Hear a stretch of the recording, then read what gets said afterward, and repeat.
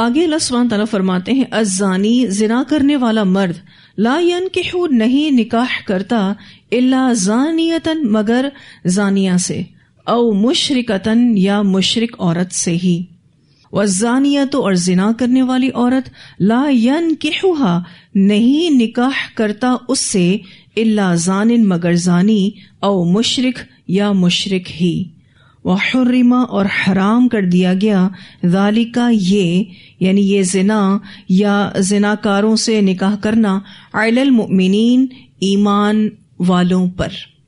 اللہ تعالیٰ نے مومنین پر زنا حرام کر دیا ہے، اور دوسری بات اللہ تعالیٰ نے مومنین پر زناکاروں سے نکاح کرنا حرام کر دیا ہے.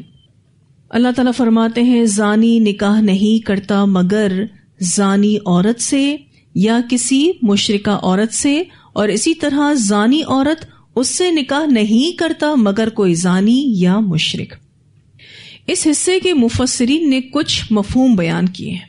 بعض مفسرین کہتے ہیں کہ یہاں لفظ ینکح سے عقد نکاح مراد ہے، یعنی عام طور پر بدکار قسم کے لوگ اپنے ہی جیسے لوگوں کی طرف رجوع کرتے ہیں. زانیوں کی اکثریت زانیوں ہی کے ساتھ نکاح کرنا یعنی شادی کرنا پسند کرتی ہے. زنا کرنے والا اپنے فسق و فجور کی وجہ سے شریف عورت سے نکاح ہی نہیں کرتا، یعنی اس کو اپنی طرح کی عورتوں کی تلاش ہوتی ہے. نیک اور صالح عورت اس کو پسند نہیں آتی، اسی طرح سے با حیا اور با پردہ عورت اس کی چوائس نہیں ہوتی، کیونکہ وہ نکاح کے مقاصد کو سامنے ہی نہیں رکھتا. نکاح کے مقاصد کیا ہیں؟ اولاد کا حصول، نان نفقے کی ذمہ داری، یعنی پوری فیملی کا خرچہ اٹھانا. اس مرد کے ذہن میں تو نکاح کے مقاصد ہے ہی نہیں. تو بعض مفسرین نے یہاں پر لفظ ینکحو سے کیا مراد لیا ہے؟ عقد نکاح، یعنی بدکار قسم کے لوگ اپنے ہی جیسے لوگوں کی طرف رجوع کرتے ہیں. جو زنا کرنے والا مرد ہے وہ اپنی ہی جیسی عورتوں کو شادی کے لیے پسند کرتا ہے. اس بارے میں روایت بھی آتی ہے، نبی اکرم صلی اللہ علیہ وسلم نے فرمایا وہ زانی جسے کوڑے لگ چکے ہوں وہ اپنے ہی جیسی کسی عورت سے شادی کرے گا. اسے ابو داؤد نے روایت کیا ہے. تو کیا پتہ چلا اس حدیث سے کہ جو برے لوگ ہوتے ہیں وہ اپنے لیے بری ہی عورت کو چوز کرتے ہیں، اور جو بری عورت ہوتی ہے وہ اپنے لیے برے مرد کو ہی چوز کرتی ہے. ان کی چوائس ایسی ہی ہوتی ہے. با حیا با پردہ عورت، اسی طرح سے نیک اور صالح لڑکا، پھر چوائس نہیں ہوتی. کچھ مفسرین نے کہا کہ یہاں مقصود اہل ایمان کو متنبع کرنا ہے، یعنی وارن کرنا ہے کہ جس طرح زنا ایک نہایت کبھی اور بڑا گناہ ہے، اور یہ جرم ایک زہر کی طرح ہے. جیسے زہر کے اثرات ہوتے ہیں نا، بالکل اسی طرح سے اس جرم کے بھی اثرات ہوتے ہیں. تو اہل ایمان زناکاروں کے ساتھ شادی بیاہ کے تعلقات کو قائم نہ کریں. یہ بات اہل ایمان کو سمجھائی جا رہی ہے یہاں پر. یہ تعلق قائم کرنا ان کے لیے منع اور حرام ہے، جس طرح ان کے لیے زنا منع اور حرام ہے. تو کچھ مفسرین کہتے ہیں کہ یہاں پر اہل ایمان کو وارن کیا جا رہا ہے، ان کو یہ بتایا جا رہا ہے کہ آپ نے ایسے لوگوں کے ساتھ تعلقات قائم نہیں کرنے جو برے قسم کے ہیں، جو زنا جیسا گناہ کرتے ہیں. جس طرح مومنین پر زنا حرام ہے، بالکل اسی طرح سے ایسے زناکاروں کے ساتھ تعلقات بنانا بھی مومنین پر حرام ہے، منع ہے. اس بارے میں بھی ایک روایت آتی ہے. سیدنا عبداللہ بن عمر رضی اللہ تعالی عنہما بیان کرتے ہیں کہ ایک مسلمان شخص نے رسول اللہ صلی اللہ علیہ وسلم سے محزول نامی ایک بدکار عورت سے نکاح کرنے کی اجازت مانگی. تو آپ صلی اللہ علیہ وسلم نے یہ آیت پڑھی، الزانی لا ینکح الا زانیۃ او مشرکۃ والزانیۃ لا ینکحها الا زان او مشرک وحرم ذلک علی المؤمنین. اسے مسند احمد نے روایت کیا ہے. یہی والی آیت پڑھ کر سنائی آپ صلی اللہ علیہ وسلم اور فرمایا نہیں، اس عورت سے شادی مت کرو. ایک اور واقعہ بھی آتا ہے اسی بات کو سمجھانے کے لیے. سیدنا عبداللہ بن عمر رضی اللہ تعالیٰ عنہما بیان کرتے ہیں کہ مرثد بن ابی مرثد رضی اللہ تعالیٰ عنہ مکہ سے مسلمان قیدیوں کو اٹھا کر مدینہ پہنچایا کرتے تھے. یعنی یہ جو مرثد رضی اللہ تعالیٰ عنہ تھے. ان کا کیا کام تھا کہ یہ مکہ سے مسلمان قیدیوں کو اٹھا کر مدینہ پہنچایا کرتے تھے. اناق نامی ایک بد کردار عورت مکہ میں رہا کرتی تھی اور جاہلیت کے زمانے میں ان کا اس عورت سے تعلق رہا تھا، یعنی یہ ان کی دوست تھیں. مرثد رضی اللہ تعالیٰ عنہ فرماتے ہیں کہ میں نے مکہ کے قیدی سے مدینہ پہنچانے کا وعدہ کیا. پھر جب میں قیدی کو لینے مکہ گیا تو میں ایک باغ کی دیوار کے نیچے تھا. رات کا وقت تھا اور چاندنی پھیلی ہوئی تھی. اتفاق سے اناق آ پہنچی. اس نے دیوار کے پاس میرا سایہ دیکھا، پھر میرے قریب آئی اور مجھے پہچان لیا اور آواز دے کر کہا کیا مرثد ہے. یعنی آپ سوچیں کتنی گہری دوستی ہوگی کہ صرف شیڈو دیکھ کر وہ عورت پہچان گئی کہ یہ کون آیا ہے، مرثد آیا ہے. اور اس نے سوال کیا کہ کیا مرثد ہے. میں نے کہا ہاں مرثد ہوں. اس نے مجھے خوش آمدید کہا، ویلکم کہا. ظاہر پرانا دوست آیا تھا، ویلکم کہا. اور مجھ سے کہنے لگی چلو رات میرے ہاں گزارنا. اس سے کیا پتہ چلتا ہے کہ یہ اس طرح کے کام میں بھی انوالو تھے. میں نے کہا اناق، اللہ تعالیٰ نے زناکاری حرام کر دیا. یہ چونکہ مسلمان ہو گئے تھے، انہوں نے تو کہا کہ نہیں، اللہ نے تو زنا حرام کر دیا ہے، اب میں نہیں زنا کر سکتا. جب وہ مایوس ہو گئی، اس سے پتہ چلتا ہے کہ اس نے پوری کوشش کی ہوگی مرثد کو لے جانے کی. تو اس نے مجھے پکڑوانے کے لیے کہا اے خیمے والوں، یہی ہے جو تمہارے قیدیوں کو چرا کر لے جایا کرتا ہے. یعنی اناق نے فوراً بدلہ لیا. بتائیے یہ سچی محبت تھی؟ تبھی تو کہہ کر تھک گئے علماء کہ اس طرح کی جو محبتیں ہوتی ہیں یہ سچی محبت نہیں ہو سکتی. جن محبتوں کی جڑ میں اللہ تعالیٰ نہ ہو وہ محبتیں پنپ نہیں سکتی. لگتا ایسا ہے کہ سامنے والا میری زندگی اور سامنے والے کو لگتا ہے کہ یہ عورت میری زندگی، لیکن ایسا ہوتا نہیں ہے. آپ دیکھیے کہ جیسے ہی مرثد نے منع کیا اس عورت نے پکڑوانا چاہا. اس عمل سے واضح ہوتا ہے کہ اناق کو سچی محبت نہیں تھی اور ہو بھی نہیں سکتی. اور آپ دیکھیے کہ اس نے فوراً بدلہ لینا چاہا کہ تم نے مجھے منع کیا، میرے بلانے پر آنے سے انکار کیا، مجھے ریجیکٹ کیا، اب میں تمہیں پکڑوا دوں گی. اب جیسے ہی اس نے یہ اونچی آواز میں کہا، لوگ جاگ اٹھے اور 8 آدمی مجھے پکڑنے کے لیے میرے پیچھے دوڑے. میں خندق کے راستے بھاگا اور ایک غار میں جا چھپا، لیکن لوگ بھی میرے پیچھے پیچھے آئے اور میرے سر کے اوپر کھڑے ہو گئے اور وہیں پیشاب کرنے لگے. ان کا پیشاب میرے سر پر آ رہا تھا، یعنی کتنے کلوز آ چکے تھے. لیکن اللہ نے انہیں اندھا کر دیا اور ان کی نگاہ مجھ پر نہ پڑی. چنانچہ وہ واپس چلے گئے اور میں بھی اپنے اس قیدی یعنی ساتھی کے پاس آیا اور اسے اٹھایا. وہ بھاری بدن کے تھے، یعنی جو پرومس انہوں نے قیدی سے کیا تھا کہ میں تمہیں لینے آؤں گا، تو وہ پرومس بھی انہوں نے پورا کیا. وہ اس کو لینے آئے دوبارہ. اب وہ تھوڑا ہیوی ویٹ تھا، اس کو انہوں نے اٹھایا. اور کہتے ہیں کہ جب میں اصغر کے مقام تک پہنچا، یہ اصغر ایک مقام ہے اور یہاں کی گھاس آپ صلی اللہ علیہ وسلم نے الاؤ کی. آپ کو ایک حدیث میں یہ بات بھی پتہ چلتی ہے. کہتے ہیں کہ جب میں اصغر کے مقام پر پہنچا تو تھک گیا. اب میں نے ان کو کمر سے اتارا، یعنی قیدی کو کہاں چڑھا رکھا تھا؟ کمر پہ. ان کے بندھن کھول کر انہیں آزاد کر دیا اور انہیں اٹھاتا بھی تھا اور چلاتا بھی تھا اور مدینے پہنچ گیا. اب میں رسول اللہ صلی اللہ علیہ وسلم کے پاس آیا اور میں نے 2 دفعہ عرض کی، اے اللہ کے رسول صلی اللہ علیہ وسلم، کیا میں اناق سے شادی کر لوں؟ اب آپ دیکھیے ان کے دل میں کتنی محبت تھی اس کے لیے.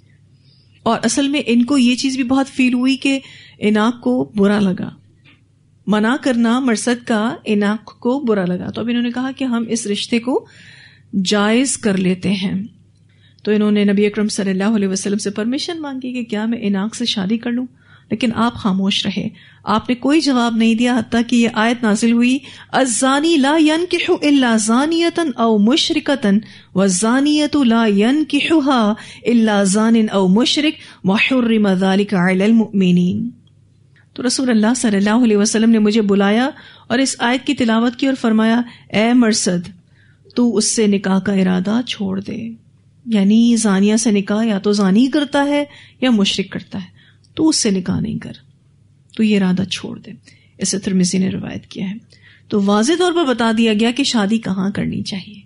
اچھے لوگوں کو اچھے لوگوں میں ہی شادی کرنی چاہیے. تو یہ جو مفسرین نے دوسری بات بتائی ہے کہ اس آیت میں اہل ایمان کو وارن کیا گیا ہے کہ وہ ایسے لوگوں سے اپنے تعلقات نہ بنائیں. آپ کو پتہ ہے یہ جو ریفرنسز میں نے آپ کو بتائے ہیں اس معنی کے حوالے سے، علماء اس سے یہ بھی استدلال لیتے ہیں کہ جو زنا کرنے والے مرد اور عورت ہیں نا، جنہوں نے آپس میں زنا کیا ہے، ان کا بھی نکاح جائز نہیں، وہ بھی آپس میں نکاح نہیں کر سکتے، وہ بھی جائز نہیں جب تک کہ وہ خالص توبہ نہ کر لیں. یعنی اگر کوئی غیر شادی شدہ مرد اور عورت زنا کر چکے ہیں، پھر اس کے بعد شادی کر لیتے ہیں بغیر توبہ کیے، تو انہوں نے تو اپنے عمل کو جسٹیفائی کر لیا، ان کو تو برا فیل ہی نہیں ہوا. وہ تب تک شادی نہیں کر سکتے، علماء کیا کہتے ہیں، وہ تب تک شادی نہیں کر سکتے جب تک کہ وہ سچی توبہ نہ کر لیں. البتہ جب سچی توبہ کر لیں اور اس بات کو قبول کر لیں کہ ہم نے غلط کیا تھا، ہمیں شادی سے پہلے فزیکل ریلیشن شپ نہیں رکھنی چاہیے تھی، تو پھر وہ شادی کر سکتے ہیں. یہ علماء کا استدلال ہے. ٹھیک ہے، انہوں نے ان احادیث سے دلیل لی ہے. بعض مفسرین کہتے ہیں کہ یہاں نکاح کے لفظ سے مراد معروف نکاح نہیں ہے بلکہ جماع کے معنی میں ہے.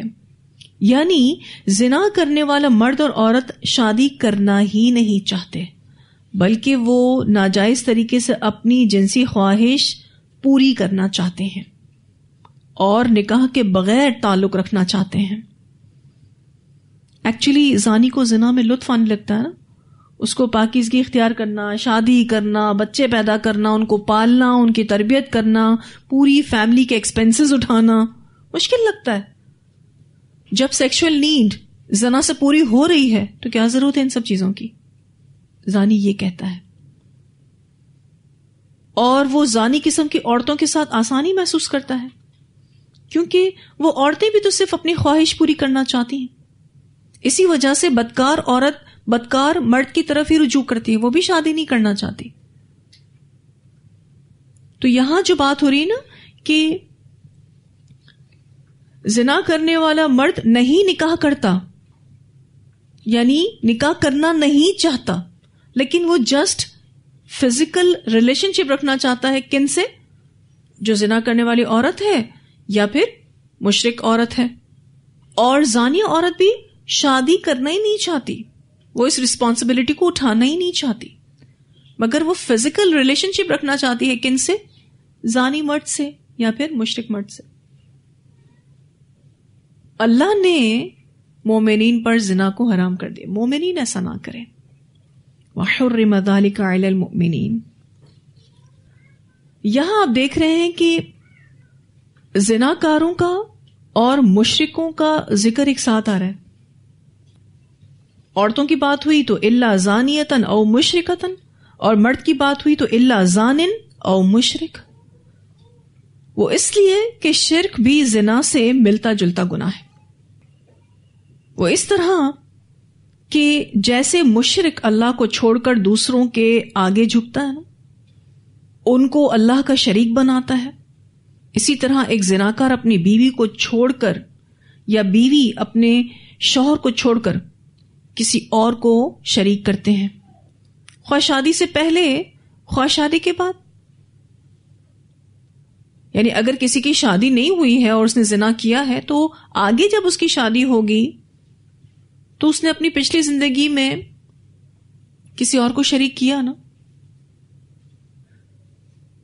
شرک اور زنا دونوں میں شریک ٹھہرایا جاتا ہے، اسی لیے آپ دیکھیے یہاں دونوں کا ذکر ایک ساتھ آیا ہے. پھر یہ کہ دونوں میں ہی ایمان نہیں ہوتا، نہ زانی میں ایمان ہوتا ہے نہ مشرک میں ایمان ہوتا ہے. اور بخاری کی روایت میں نے آپ کو بتائی تھی جس میں نبی اکرم صلی اللہ علیہ وسلم نے فرمایا کہ زنا کرنے والا جب زنا کرتا ہے تو اس وقت وہ مومن نہیں ہوتا. تو ان دونوں میں ایمان نہیں ہوتا. جو شرک کرتا ہے اس میں بھی ایمان نہیں ہوتا، جو زنا کرتا ہے اس میں بھی ایمان نہیں ہوتا. پھر اسی طرح سے دونوں خود غرض بھی ہوتے ہیں. شرک کرنے والا تو بہت خود غرض ہے، دینے والی ذات اللہ کی، لیکن سر کسی اور کے آگے جھکاتا ہے،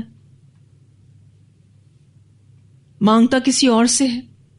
اور اسی طرح سے زنا کرنے والا بھی بڑا ہی خود غرض ہوتا ہے، وہ اپنے زوج کے ساتھ بے وفائی کرتا ہے. پھر یہ کہ دونوں اللہ سے نہیں ڈرتے، نہ مشرک اللہ سے ڈرتا ہے نہ زانی اللہ سے ڈرتا ہے. یہاں پر جو دونوں کا ذکر ایک ساتھ آیا نا، وہ ایسے ہی نہیں آیا. اور آیت کا جو آخری حصہ ہے وَحُرِّمَ ذَلِكَ عَلَى الْمُؤْمِنِينَ، اور حرام کر دیا گیا یہ، یعنی زنا یا زناکاروں سے نکاح کرنا مومنین پر. حرام کا لفظ قرآن میں 2 معنوں میں استعمال ہوتا ہے. یعنی یہ فعل حرام ہے، دنیا میں بھی اس کی سزا ہے، اور یہ فعل حرام ہے، آخرت میں بھی اس کی سزا ہے. یعنی دنیا والآخرت دونوں میں اس کی سزا ملے گی. اور اللہ تعالیٰ نے زنا کو اور زناکاروں سے شادی کرنے کو جو حرام قرار دیا ہے نا، یہ مومنین کو اللہ نے سیکیور کیا ہے. غلط چیزوں کو جو اللہ تعالیٰ نے ہم پر حرام کر دیا ہے، یہ اللہ کا بہت بڑا احسان ہے، اس کا شکر ہے اس پر. اس نے ہمیں بڑی باوقار زندگی دی، الحمدللہ. ہمیں تو اللہ کا اس پر رج کے شکر ادا کرنا چاہیے، اور ہم اس کو پابندیاں سمجھیں تو کتنے بے وقوف ہیں. پھر ہم آج آپ دیکھیے تو فیشن کے نام پر فحاشی کو عام کیا جا رہا ہے، اور عورتوں کو قابو کرنے میں مرد اپنا کردار ادا نہیں کر رہے. اور اسی وجہ سے مرد حضرات عورتوں کے فتنے میں مبتلا ہوتے جا رہے ہیں. ایسا مرد جو اپنے گھر کی عورتوں کو فحاشی سے نہ روکے، حدیث میں اس کو دیوس کہا گیا ہے، سنن نسائی کی روایت میں آتا ہے. اور یہ بتایا گیا ہے کہ دیوس پر جنت حرام ہے، جنت نہیں ملے گی. مثلا کوئی عورت بے پردہ ہو کر گھر سے باہر نکلتی ہے، کسی کی بہن ہے، کسی کی بیٹی ہے، کسی کی بیوی ہے، کسی کی ماں ہے، اس کو روکنا بہت ضروری ہے. اگر وہ شخص نہیں روکے گا تو وہ دیوس ہے اور اس پر جنت حرام ہے. مردوں کو اس معاملے میں ایکشن لینا بہت ضروری ہے.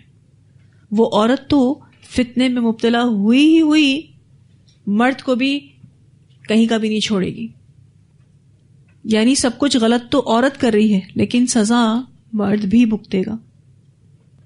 گھر کی عورتوں کو بہت سارے مرد کچھ بھی نہیں بولتے، یہ کہہ کر کہ ان کو بولنے کا کوئی فائدہ ہی نہیں ہے، یہ سنتی ہی نہیں ہے، یہ عمل ہی نہیں کرتی ہیں. تو بولنا تو ضروری ہے. میں سارے مردوں کو کہوں گی کہ روکنا ضروری ہے، ناراضگی کا اظہار کرنا بہت ضروری ہے، اسٹرکٹ ایکشن لینا بہت ضروری ہے. کیونکہ مرد کو اللہ نے قوام بنایا ہے اور وہ اپنی اس ذمہ داری کو ادا کرے. لیکن آج ہم دیکھتے ہیں کہ مردوں نے اپنی اس ذمہ داری کو فراموش کر دیا ہے.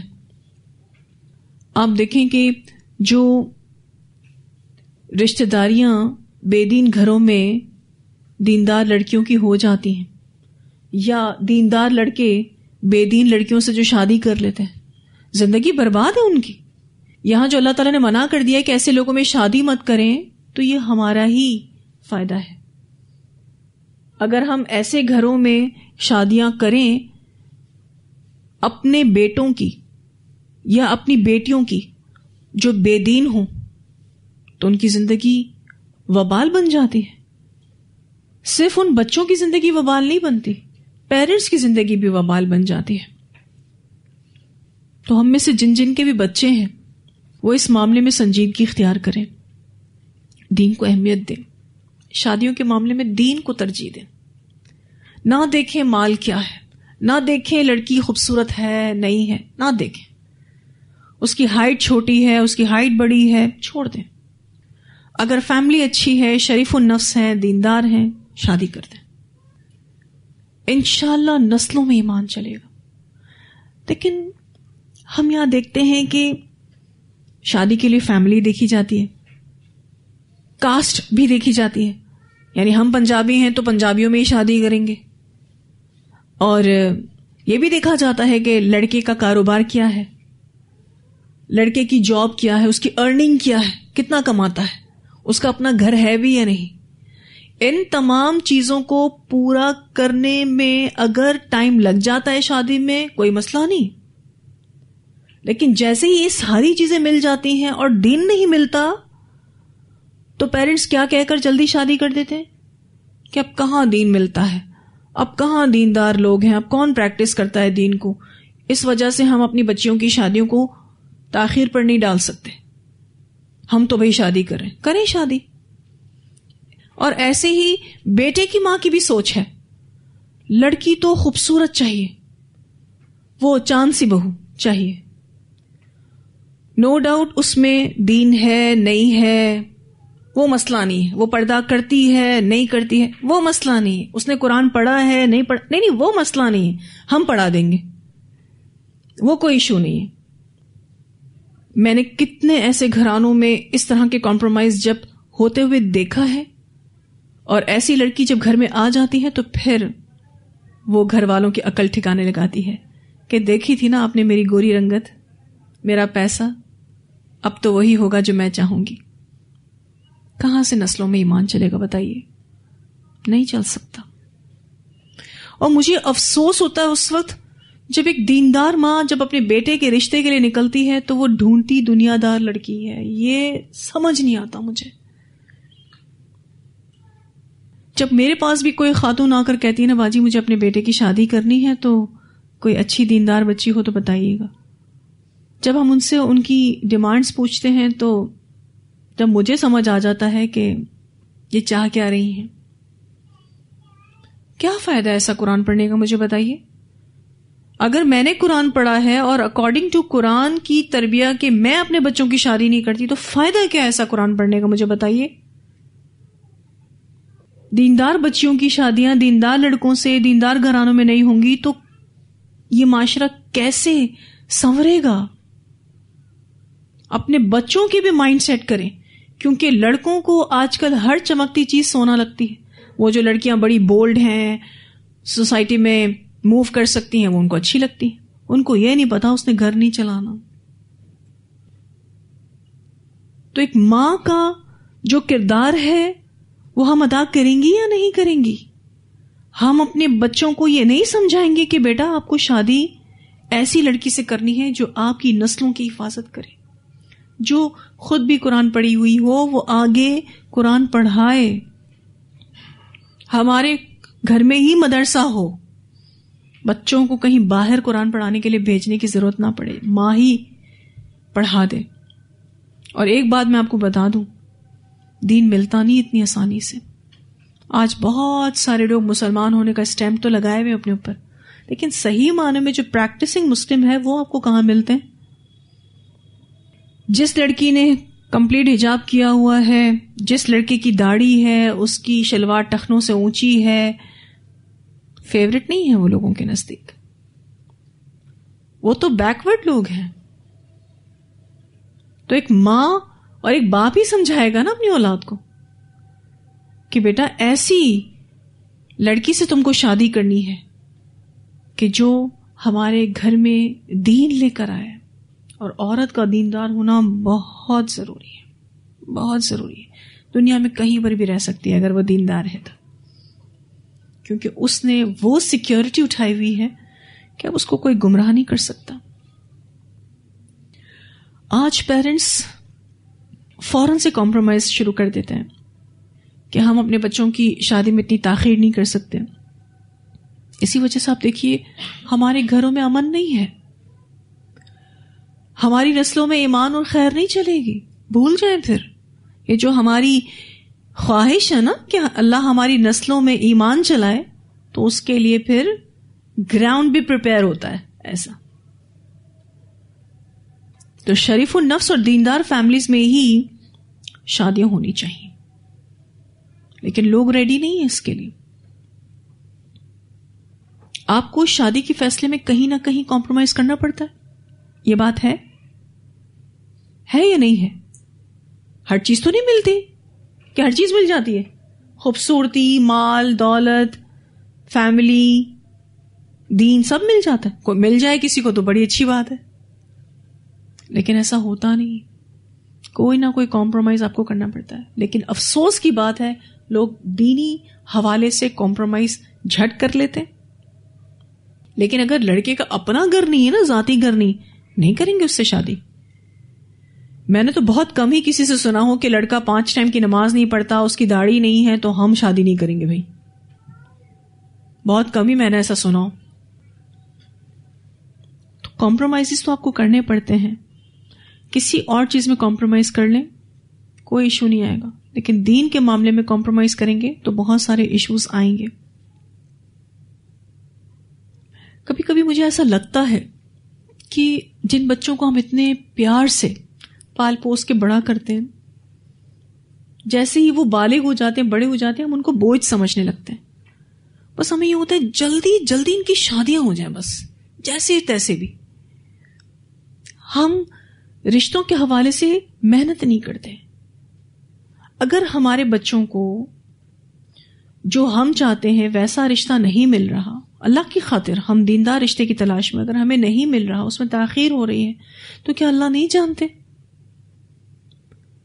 کیا اللہ تعالیٰ نے کہا ہے کہ ٹھیک ہے جلد بازی میں آپ جیسا تیسا فیصلہ کر کے بچوں کو آزمائش میں مبتلا کر دیں؟ کیا یہ بچے ہم پر بوجھ ہیں؟ پھر بعد میں مسئلے مسائل ہوتے ہیں, بچیاں گھر کو آ جاتی ہیں یا ہمارے بیٹوں کے رشتے ٹوٹ جاتے ہیں, تو پھر ہم سر پکڑ کے بیٹھتے ہیں کہ اب یہ کیا ہو گیا, تو پہلے کیوں نہیں سوچا تھا؟ تاخیر ہو رہی تھی تو جلدی جلدی بس شادیاں کر دو, یہ بچے تو اپنے گھر کے ہو جانے چاہیے. ارے آپ یہ بھی تو سوچیں نا کہ جس سے شادی کر رہے ہیں اپنی بیٹی کی, وہ لڑکا کیسا ہے. صرف اس کو کھلانے پلانے کی تو ذمہ داری نہیں ہے نا, دینی اعتبار سے وہ کتنا اسٹرانگ ہے, آیا وہ آپ کے بچی کو خوش رکھے گا بھی یا نہیں. اور اگر آپ کوئی بہو گھر میں لا رہے ہیں تو آپ دیکھیں تو صحیح نا, آپ کس کو اپنے گھر میں لے کر آ رہے ہیں. جیسی تیسی معاشرے میں ایک بولڈ لڑکی کو آپ گھر میں لے آئیں, پھر گھر کا سکون تو برباد ہو گئی, پھر ہم روتے رہے. تو اس طرح کے فیصلے جلد بازی میں نہیں کیے جاتے. شادی کے فیصلے جلد بازی میں نہیں کیے جاتے, ان کو سوچ سمجھ کر کرنے کا ہوتا ہے, تحمل مزاجی کے ساتھ کرنے کا ہوتا ہے, دین دیکھنا ضروری ہوتا ہے, استخارہ کرنا ضروری ہوتا ہے, پھر شادی کرنی چاہیے. مسلمان گھرانوں میں, شریف النفس فیملیز میں بچیاں پورے دین کے ساتھ پل بڑھ کر بڑی ہوتی ہیں, اور پھر بے دین لڑکے سے اس کی شادی کر دیتے ہیں. پھر اس لڑکی کی زندگی تو وبال بن جاتی. نہ وہ اس کو حجاب کرنے دیتا ہے, نہ وہ اس کو سنت طریقے پر نماز پڑھنے دیتا ہے. اور پھر جو بچے ہوں گے اس کی تربیت کس اعتبار سے ہوگی؟ آپ کا کیا خیال ہے؟ جیسی فیملی ویسی اٹھان. پھر کتنی بچیاں تو عزت کے مارے ذکر بھی نہیں کرتی ہیں کہ کیا آپ گھر توڑ کر جائیں گے ہم, اور جو توڑ دیں تو بس پھر ان کو آگے بہت ساری اور مشکلات کو فیس کرنا پڑتا ہے. تو جب تک بچیوں کی شادی نہیں ہوئی یا بچوں کی, لڑکوں کی شادی نہیں ہوئی, کوئی بات نہیں, غیر شادی شدہ ہی ہے نا, کسی آزمائش میں تو نہیں ہے. جب تک اویئرنیس نہیں تھی شادیاں ہوئی ایسی, اور پھر اللہ کی مدد بھی آئی. لیکن اویئرنیس ہونے کے باوجود بھی لوگ اگر ایسی مسٹیکس کریں تو پھر کیا ہوگا؟ اللہ تعالیٰ تو یہاں کہتے ہیں وَحُرِّمَ ذَلِكَ عَلَى الْمُؤْمِنِينَ, ایسے تو نہیں کہا اللہ تعالیٰ نے. اور انشاءاللہ اسی صورت میں آپ آگے پڑھیں گے. پاک باز لوگوں کے لیے پاک باز لڑکیاں ہیں, اور خبیث لڑکوں کے لیے خبیث لڑکیاں ہیں. اب اگر کسی پاک باز لڑکی کی کسی خبیث لڑکے سے شادی ہو جاتی ہے, بتائیے شادی شدہ زندگی کیسے اچھی گزر سکتی ہے؟ کوئی نہ کوئی تو کمپرومائز کرے گا, اور بہت کم ایسا ہوتا ہے کہ بے دین کمپرومائز کرے. دیندار کو ہی کمپرومائز کرنے کا کہا جاتا ہے. تو ماں باپ کا فرض ہے کہ وہ غلط جگہ پر اپنے بچوں کی شادیاں نہ کریں. ہم سے اللہ پوچھے گا نہیں کہ کہاں شادیاں کی اپنے بچوں کی, جو تم کو اولاد جیسی نعمت دی, کدھر شادی کی تم نے اس کی؟ پھر اس اولاد کو جو اولاد ملی, کیا انہوں نے اس کو صحیح طور پر پروان چڑھایا؟ تو جڑوں میں اگر کام اچھا ہوا ہوگا, اگر ہم نے اپنے بچوں کی شادیاں اچھی جگہوں پر کی ہوں گی, تو انشاءاللہ ان کی نسلیں اچھے سے پروان چڑھیں گی. بعض دفعہ ایسا بھی ہوتا ہے کہ آپ دیندار گھرانے میں شادی کرتے ہیں، دیندار بچی کو لے کر آتے ہیں، پھر اس کے بعد اس کے دین میں نقص آ جاتا ہے. یہ اب نصیب کی بات ہے. اور بعض دفعہ ایسا بھی ہوا ہے کہ جن کو اویئرنیس نہیں ہوتی اور وہ شریف النفس فیملی میں شادی کر لیتے ہیں، وہ دین پر ہوتے نہیں لیکن دین پر آ جاتے ہیں. تو شریف النفس ہونا تو بہت ضروری ہے، کیونکہ نبی اکرم صلی اللہ علیہ وسلم نے جب نبوت کا دعویٰ کیا تھا نا، آپ کو پتا ہے پہل جو صحابہ مسلمان ہوئے وہ کون تھے؟ شریف النفس تھے. تو جو لوگ شریف ہوتے ہیں نا وہ دین پر آ جاتے ہیں، ان کو گائیڈنس ملتی ہے، وہ دین پر آ جاتے ہیں. تو ایسا بھی ہو سکتا ہے. بعض دفعہ ہوتا ہے کہ کوئی لڑکے میں برائی نہیں ہوتی، کسی غلط کام میں وہ نہیں ہوتا، اچھی جاب حلال کمائی کر رہا ہوتا ہے، کوئی مسئلہ نہیں ہوتا، فیملی بھی بہت اچھی ہے، شریف ہے، بس اتنے زیادہ دیندار نہیں ہے، اتنے پریکٹسنگ نہیں ہے کیونکہ ان کو اتنی نالج نہیں ہے. تو آپ رسک لے سکتے ہیں ایسی صورتحال میں. ان کے گھر میں بیٹی دے بھی سکتے ہیں اور ان کے گھر کی بیٹی لا بھی سکتے ہیں کہ آپ ان کو پھر لکھا پڑھا دیں دینی اعتبار سے. ٹھیک ہے جی. تو یہ ساری چیزیں جو ہیں اللہ سبحانہ تعالیٰ نے جو ہمیں بتائی ہیں وہ اسی لیے بتائی ہیں تاکہ ہمارا معاشرہ سیکیور ہو، ہماری نسلیں ایمانی اعتبار سے پروان چڑھیں. جب ایک ماں دیندار ہوگی، نیکوکار ہوگی، تو اس کی جو گود ہے وہ پہلا مدرسہ ہے بچے کا، تو وہ کتنا اچھا سکھائے گی اپنے بچے کو. وہ تو جب سے پریگننٹ ہوگی نا تب سے وہ عمل کر رہی ہوگی جو اس کو اللہ نے سکھایا. پھر بچہ پیدا ہونے کے ٹائم پر اس کے عمل اکارڈنگ ٹو اسلام ہوں گے. پھر بچہ جیسے جیسے بڑا ہو رہا ہے اس کو دودھ پلانے کے حوالے سے اور دیگر جو تربیہ کے معاملات ہیں، ظاہر ہے بچہ زیادہ ٹائم کس کے ساتھ سپینڈ کرتا ہے؟ ماں کے ساتھ یا باپ کے ساتھ؟ ماں کے ساتھ. ماں اگر نیک ہوگی، شریف النفس ہوگی. ویسے بھی یہ بات ہے، اگر آپ شریف ہیں تو آپ کے بچے شریف ہیں، اگر آپ تیز اور ترار ہیں تو آپ کے بچے تیز ترار ہیں. آپ اگر لوگوں کی بھلائی میں ہیں آپ کے بچے بھی ایسے ہی ہوں گے. لیکن اگر آپ لوگوں کے ساتھ پالیٹکس کھیلنے والے ہیں تو آپ کے بچے بھی ایسے ہی ہوں گے. اور اگر میں چاہتی ہوں کہ میرے بچے نیک ہوں، ان کی اچھی جگہ شادیاں ہوں، تو مجھے نیک رہنا ہوگا. پھر اللہ کی مدد ضرور آئے گی انشاءاللہ. جب دین کو آپ ترجیح دیں گے تو اللہ تعالیٰ برکتوں کے دروازے کھول دے گا آپ کے لیے. آسمان سے اترنے والی برکتیں، زمین سے نکلنے والی برکتیں سبھی نصیب ہوں گی انشاءاللہ. اولاد بھی ایسی ہی نیک ہوگی. کیوں؟ کیونکہ کس بیس پر شادی ہوئی؟ دین کے بیس پر شادی ہوئی. کس کو امپورٹنس دی گئی؟ اللہ کو امپورٹنس دی گئی. باقی ساری چیزوں کو اگنور کر دیا گیا. آپ کو پتا ہے آج اگر دیندار فیملی میں شادی کوئی کر رہا ہوتا ہے تو صرف اور صرف ہائٹ پر رشتہ ریجیکٹ ہو جاتا ہے. دیکھیں بھلا یہ کوئی ریزن ہے؟ یہ قد کاٹ، یہ رنگ و روپ، یہ سب وقتی ہے. اور یہ ساری باتیں شادی کے 6 مہینے 1 سال میں صحیح سے سمجھ آ جاتی ہیں کہ یہ خوبصورتیاں میٹر نہیں کرتی. میٹر کرتی ہے تربیہ، میٹر کرتی ہے دینی اعتبار سے اس لڑکا یا لڑکی کی تربیہ، اس کا دین میٹر کرتا ہے.